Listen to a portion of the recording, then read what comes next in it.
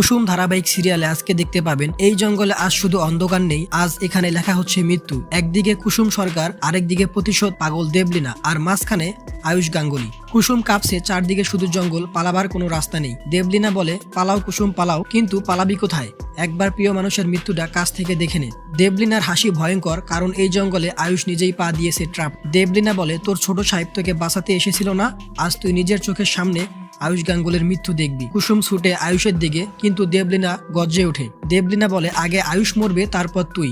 এই মুহূর্তে সবচেয়ে ভয়ঙ্কর প্রশ্ন, দেবলীনা তো পুলিশ হেফাজত ছিল, তাহলে সে এখানে এলো কিভাবে? একজন বলে, আমি নিজের চোখে দেবলীনাকে দেখেছি। নেটওয়ার্ক নেই, থানায় ফোন করা যাচ্ছে না, পুলিশ জঙ্গলে ঢুকছে কিন্তু কাউকে খুঁজে পাচ্ছে না। কুসুম হাঁটতে পারছে না, শরীর ভেঙে পড়ছে। আয়ুষ গাঙ্গুলি বলে, আজ তুমি কিছু করবে না কুসুম, যা কাজ করার আমি করব। আয়ুষ বলে, আজ তুমি আমার মালকিন আর আমি তোমার কাজের লোক। ভয়ের মাঝেও কুসুম হঠাৎ হেসে ওঠে। কুসুম বলে, আমি চাউমিন খাবো, এটা আমার আদেশ।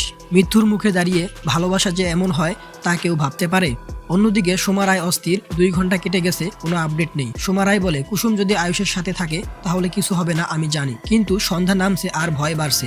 দেবলীনা শেষ হুমকি বাতাসে ভাসে। দেবলীনা বলে, আজ তোকে শেষ করতে পারলাম না কুসুম সরকার, কিন্তু যদি বেঁচে যাস আমি আবার ফিরবো। দেবলীনা আবারও বলে, তখন তোদের দুজনকেই নিজ হাতে শেষ করব। প্রশ্ন একটাই, এই জঙ্গল থেকে কি কুসুম আর আয়ুষ ফিরে আসতে পারবে? কমেন্টে আপনার মতামত জানান এবং পরবর্তী আপডেট পেতে আমাদের চ্যানেলটিকে সাবস্ক্রাইব করে আমাদের পাশেই থাকবেন।